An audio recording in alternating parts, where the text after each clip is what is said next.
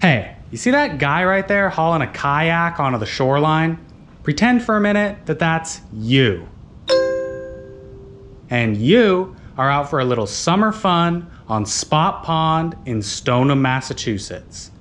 Now, you've worked up an appetite from splashing around all day, so you've just decided to take a lunch break on this island right here.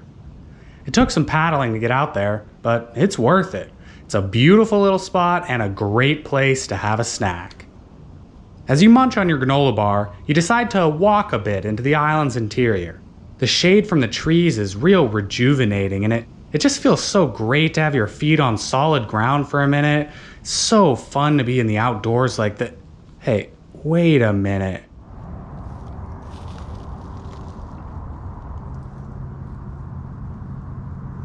Whoa, looks like you found yourself in front of some kind of monument. Weird that it's way out here by itself on an island, huh? And even weirder is that inscription. It only says 3 words. Where Shute Fell. Well, that's certainly strange. Who the heck is Shute? And why and how did he fall down way out here on an island? Well, seems like you've stumbled into a bit of a mystery, doesn't it? But unfortunately, there's not really any way for you to figure out what this stone is while you're on the island, right? I mean, you'd probably need to hop on the internet or go to the library or... Hey, wait a minute. You just remembered something. Yeah, you're pretty sure you've read about this monument before in an old newspaper called the Boston Evening Transcript. And hey, you even remember the date and page number of the article too. It was page 10 of the February 13th, 1892 edition. But dang, you just can't remember the content of the article. That's what you really need. Oh, wait a minute. How could you forget? In your pocket, the 3 good luck tokens you always carry around with you everywhere. Your lucky penny,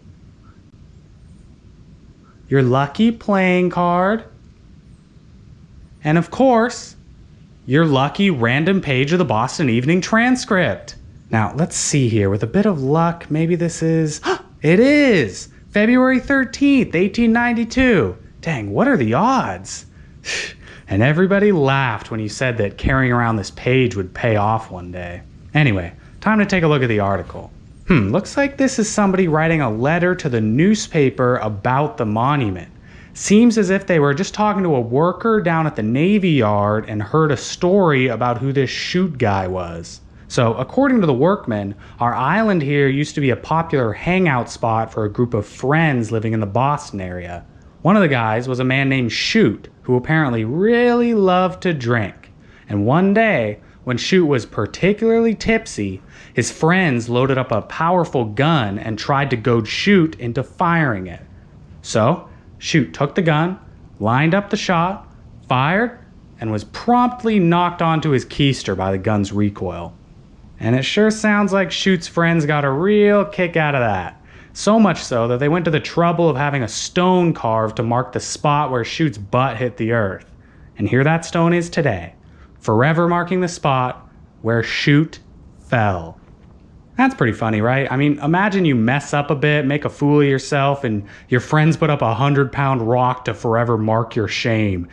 Well, there you have it. That seems pretty definitive. Guess you can get back to your kayak now. But wait, you just felt another flash of recollection. Another memory just popped into your head. You're just now feeling the pronounced sensation that the Boston Evening Transcript has written about the Shute Monument more than once. Wow, you're really gonna have to dig deep into your brain for this one. Page 6, November 9th, 1889. That's it. And hey, you just realized, in your other pocket, of course, your backup lucky random page of the Boston Evening Transcript. And with any luck, hot dog, look at that. Wow, the sun is really shining down favorably on you today. I mean, really shining down on you. Really, really shining down on you. All right, enough dying. Time for some reading. As you skim through the article, you realize pretty quick that the basic story here is still the same. A bunch of friends used to party out here on the island. One of them was a dude named Shute who would get real drunk, and one day Shute got too drunk, fell down, and embarrassed himself. So his friends put up this monument to make a joke out of it. But there is one pretty big difference. In this version, there's no mention at all of a gun. Shute just stumbled and fell into the water while he was trying to get back into the boat. Well, that's pretty interesting, isn't it? This article was written only 3 years before the first one. Weird that there's such a big change here. Oh well, at least you know the basic story. This stone is objectively a joke. You've heard 2 different stories saying that. It's just some lighthearted teasing between friends. But hey, hold on a minute now. All this plunging deep into your memory has really activated something in your brain. You're starting to recall a whole host of stories now. All sorts of writings in old books and newspapers on the Shute Stone here. They're just flooding into your head. For starters, you're remembering a lecture given back in 1893 that was all about the history of the wildlife reservation that this pond is in. Yeah, there was definitely something in there about this island and the monument. Oh man, it's just so hard to remember off the top of your head. Well, let's see. Maybe if we're lucky, there's a transcript around here or something. Aha! There we go.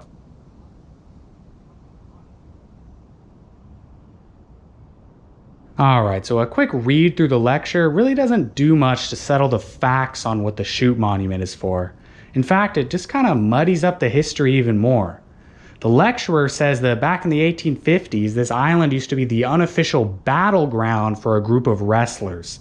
Apparently they would all come out here by boat for big matches.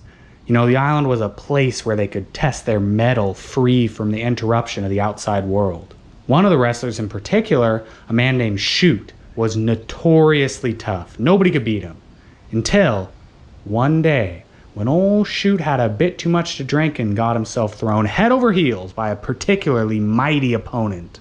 In order to mark the massive upset, the other athletes secretly had a stone erected on the island that was inscribed with the phrase, "Where Shute Fell."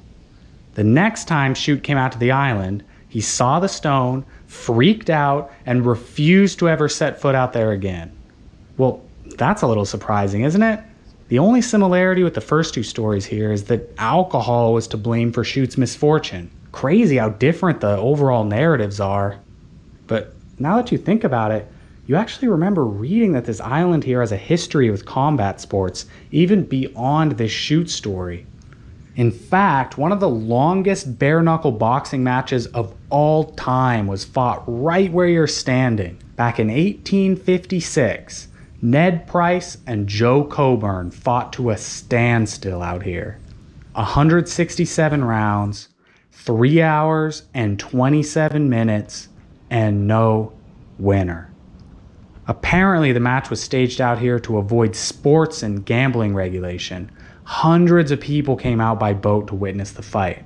And man, those boats must have had some real atmosphere on them, huh? Like just imagine the tension, the anxiety, the nervous energy building and building as the 2 boxers' boats slipped quietly closer and closer to the shores of the island. Anyway though, it's beginning to seem like you're not really gonna have any luck getting to the bottom of this whole Shute business, huh? Maybe some more reading will help though. I mean, why not? There's an old history book from 1915 popping in your head now. You swear there was a passage about Shute in there. You better take a look around the island. You know, maybe there's a copy floating around somewhere. No, not there.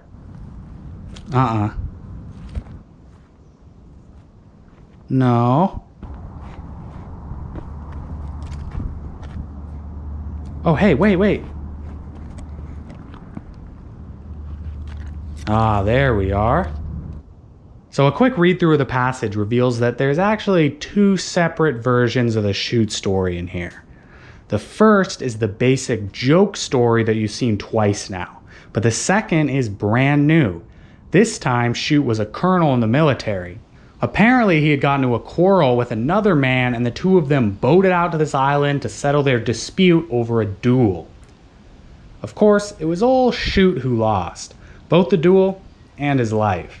His friends and family then put up this monument to keep his memory alive.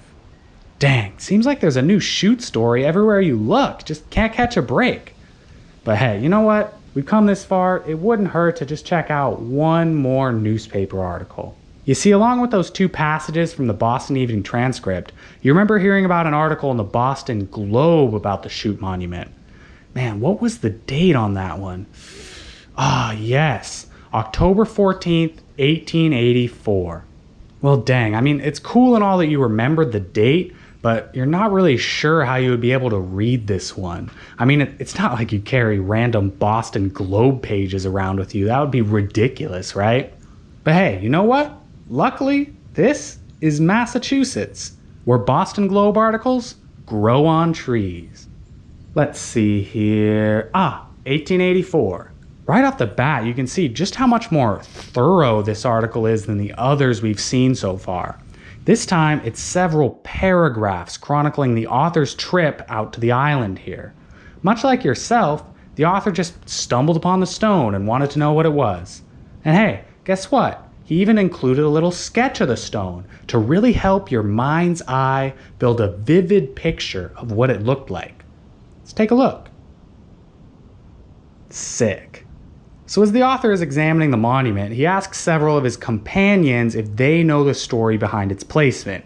And he actually ends up hearing 3 different tales from 3 different people. The first is from an older man who speaks with a lot of confidence and seems very sure of his version of the story.